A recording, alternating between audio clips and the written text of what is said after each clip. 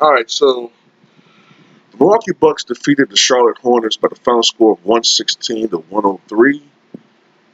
All right, Giannis had 30 points, go along with 16 rebounds and 6 assists.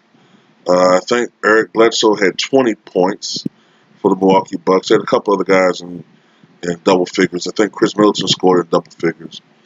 But more importantly, other than these individual numbers, the Milwaukee Bucks are now the first team in the NBA to reach 40 victories.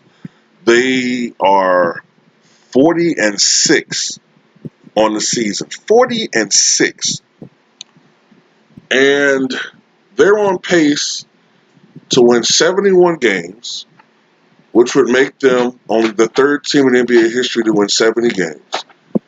And right now they have a seasonal point differential of 12.7 points per game, the average margin between themselves and their opponents, which, if they are able to maintain that for the rest of the way, would make them number one all time in NBA history.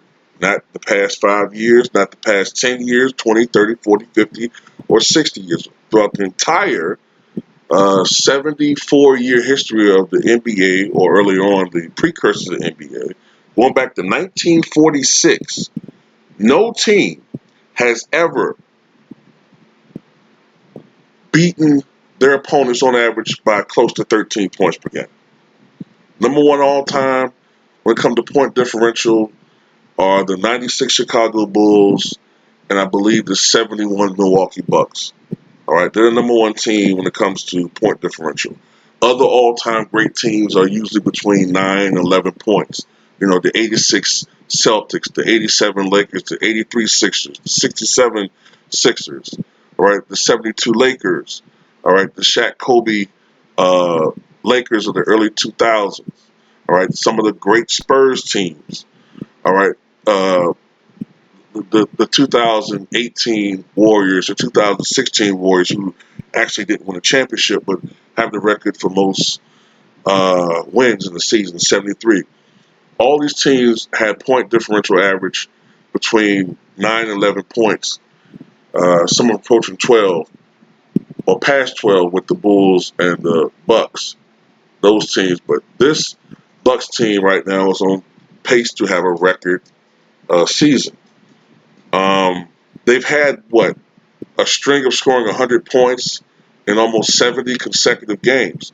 But yet, when you watch the media, they talk as if this team is inferior to Giannis's talents and that the best thing Giannis should do is leave and go to another team. Does that make any sense? All you hear is Giannis should go to a big market. There's something insidious about the way the media covers these athletes. It's been bothering me since the 2000s. It's gotten progressively worse, and they do not cover the games for what they are. They have an ulterior motive when they are presenting these players and this product to the average consumer. I don't like it. Okay, the San Antonio Spurs won 5 NBA championships in spite of all the things going against them, despite the fact they're a small market. Okay, despite the fact that nobody wants to play in San Antonio. People want to go to sunny California or the bright lights of New York. Well, at least at one point in time. Now, not so much. But, you know, people want to go to a big market or the sunny shores of California, or Florida, excuse me. People want to go to a big market team. Nobody, for the most part, wants to play for a small market team. So that's why the Spurs have been historically so great at bolstering their own talent, you know, developing their own great players, scouting. You know, over the years, they've had a lot of great players playing in the organization, but many of them were homegrown. Of course, one of them, the most recent, Kawhi Leonard, who's arguably the best player overall in basketball.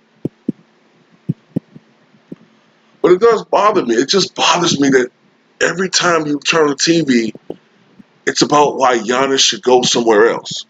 Give him at least a couple of years to do something with the Bucks. Give him some fucking time. He's already progressed exponentially as an overall basketball player. He's gone from being a couple of years ago when you would say he was a top, 15 guy in the league to top 5, 10, the top 5 to the MVP candidate to an MVP, and now he's on the pace for being an MVP for the second year in a row. But for some reason, you want him to go to Golden State and help Steph Curry win a ring? Why? Why? That's like asking Kareem Abdul-Jabbar and Kareem. You've been with the Bucks for a couple of years. You guys have improved dramatically. But you know what you should do? Go over to Boston and go help John Havlicek win more rings. Why? I'm the best player in the fucking league. I have to go and help John Havlicek because the Boston Celtics post Bill Russell have fallen on hard times. They'll get their shit straight. And ultimately, they won 2 more titles in 74 and 76. Shout out to the Boston Celtics. That Boston Celtics team. Not these motherfuckers now. Okay. But no, Giannis can do his own thing in Milwaukee. Create his own legacy. And we have to remember something. Kareem only played with Milwaukee for 6 years, if I'm not mistaken. Giannis has a chance to go down. Now, he did a lot in those 6 years, and dominated the Milwaukee Bucks, turned their franchise around completely. But Giannis has a chance to become the greatest Milwaukee Buck of all time. Now, in 2 years, after his contract is up, and if this team has failed to make it to the finals or failed to win a championship miserably, depending on how they go in the finals, and if the Bucks aren't doing anything to improve the team, then that's a conversation that you should make. Say that's appropriate. But right now, no. Stop it, media. Stop it. Stop it. Stop trying to play these chess games to make some other guy, or some dude that you like have the easiest shot at it. First of all, I'm going to tell you something straight up about Stephen A. Smith, what I've noticed about him.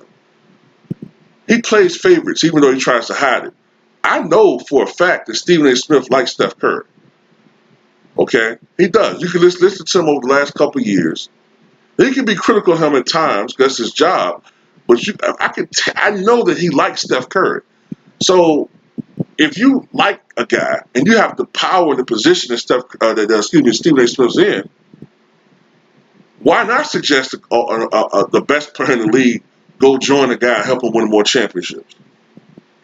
And if you think I'm paranoid about me saying he likes Curry, this is the same dude that said the Curry should shut it down for the year and go play next year.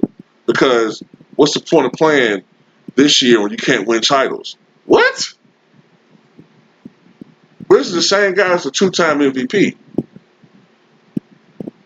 But you're saying that basically he's like Draymond. He needs a whole team around him to be successful. Well, anyway, that's another video. But yeah, at the end of the day, that's what bothers me, man.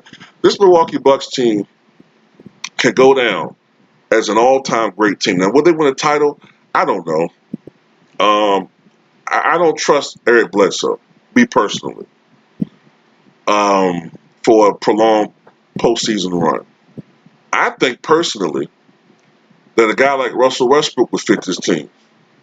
I know Russell has that reputation for being erratic and a turnover machine, but I think under an actual coach, which is something Westbrook hasn't really had in his career, under a guy like Mike Budenholzer, I think he can get the most out of Russell Westbrook and cut down on the bad shit. You know what I'm saying? But with Russell Westbrook, the way he speeds the game up, I could just see the Bucks being even more, unstoppable. And with all the attention that's focused on Giannis, I can see Russell just playing so much better, with a guy like Giannis Antetokounmpo. But that's just me. That's some little fucking fantasy I have about Russell Westbrook in my head. I could be wrong. But tell me what you guys think, man.